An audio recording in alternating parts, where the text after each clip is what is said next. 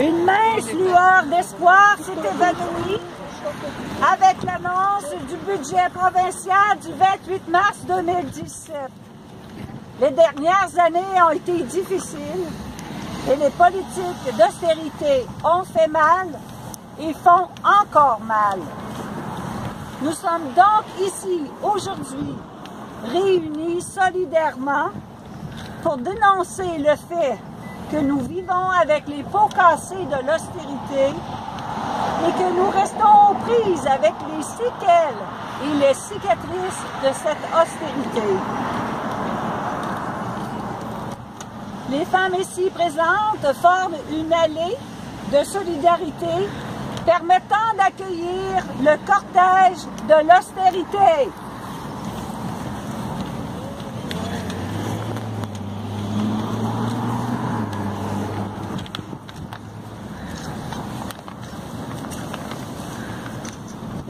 Je porte la cicatrice du stress et de l'anxiété.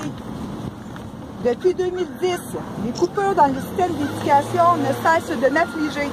L'austérité a frappé un grand coup et depuis, je dois trouver à l'extérieur, au privé, de l'aide pour mon enfant en trouble d'apprentissage. Mais moins de ressources, moins d'argent, je ne sais plus où donner de la tête.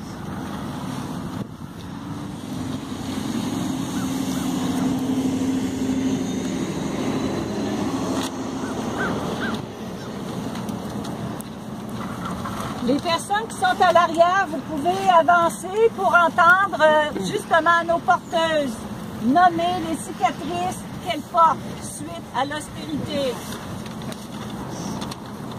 Je porte la cicatrice de l'anémie. J'étais déjà en situation de pauvreté, mais depuis l'austérité, tout est devenu plus lourd et plus compliqué. Je suis une femme âgée. Malgré le manque de revenus, je me suis toujours débrouillée. Aujourd'hui, après coupure et augmentation des frais de toutes sortes, hydro, épicerie, j'ai de moins en moins d'argent dans mes poches. Je m'alimente moins bien et maintenant je dois souvent faire appel aux banques alimentaires. Ma santé en est très affectée.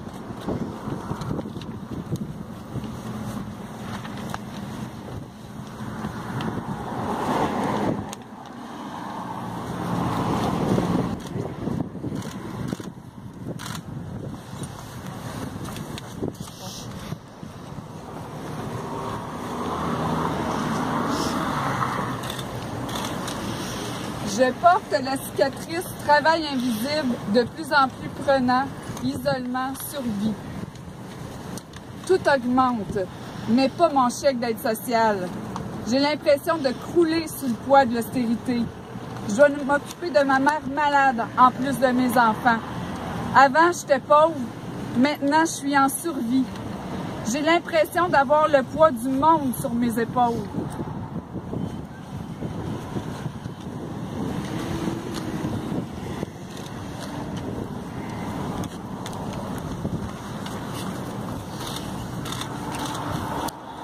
Je porte la cicatrice de la santé physique compromise. L'austérité me touche parce que des services de santé ne sont plus desservis dans ma MRC. Je suis donc constamment inquiète et préoccupée parce que je n'ai pas de transport pour me rendre à mes rendez-vous. Mes rendez-vous se sont d'ailleurs espacés et le suivi étant moins serré, l'austérité a laissé sa place, a laissé ses traces sur la santé de mon cœur.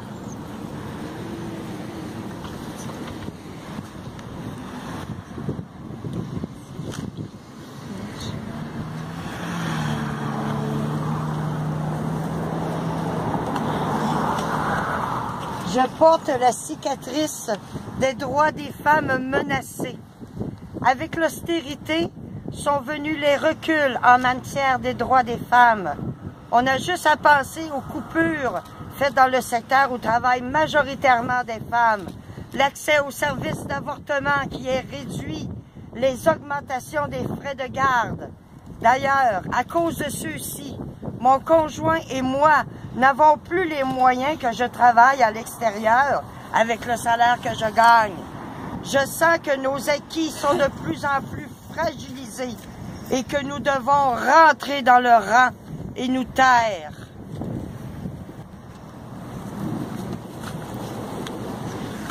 Je porte la cicatrice de la perte d'emploi.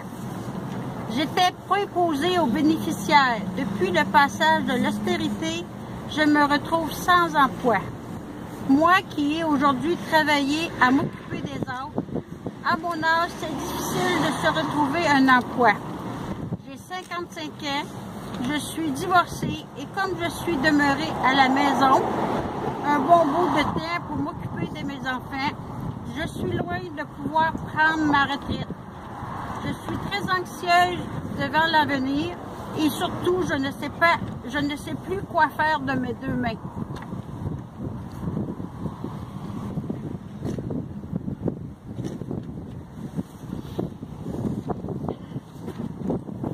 Je porte la cicatrice santé physique et mentale.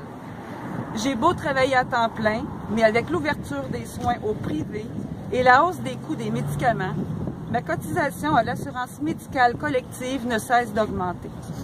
En plus, certains de mes médicaments ne sont plus couverts et je dois les payer de ma poche. Le mois dernier, je n'ai pu les acheter faute d'argent. Ça m'a rendu malade et j'ai dû m'absenter du travail. Ça me stresse tellement, j'ai l'impression d'être dans un cercle infernal et de tourner en rond.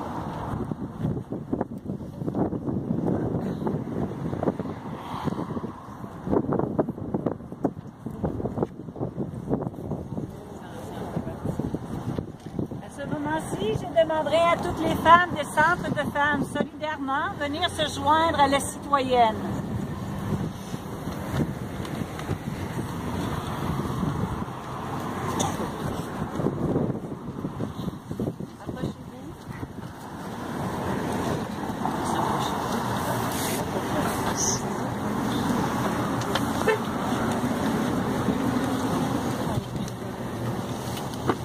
Alors Audrey, à toi la parole. Avoir des conditions de travail justes et favorables. Accéder à l'éducation. Pouvoir jouir du meilleur état de santé possible. Avoir un niveau de vie décent. Avoir droit à la sécurité sociale en cas de besoin. Tous ces droits qui viennent d'être nommés, ce sont des droits qui s'inscrivent dans le pacte international relatif aux droits économiques, sociaux et culturels. Nous voulons ici, aujourd'hui, rappeler au gouvernement du Québec qu'en adhérant à ce pacte, il s'est engagé à respecter, protéger, promouvoir et mettre en œuvre ces droits sociaux, économiques et culturels.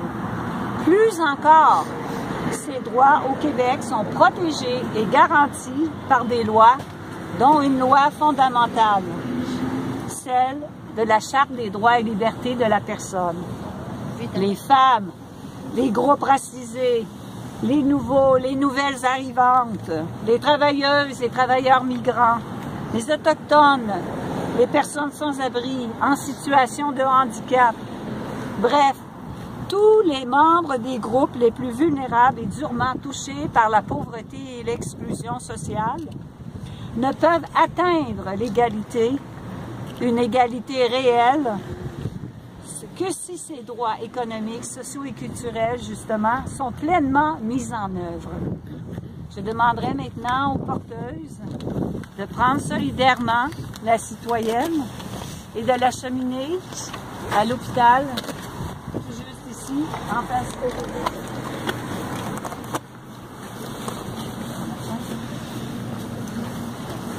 Alors, symboliquement, la citoyenne est transférée vers l'hôpital avec ses cicatrices et ses séquelles de l'austérité. La marque.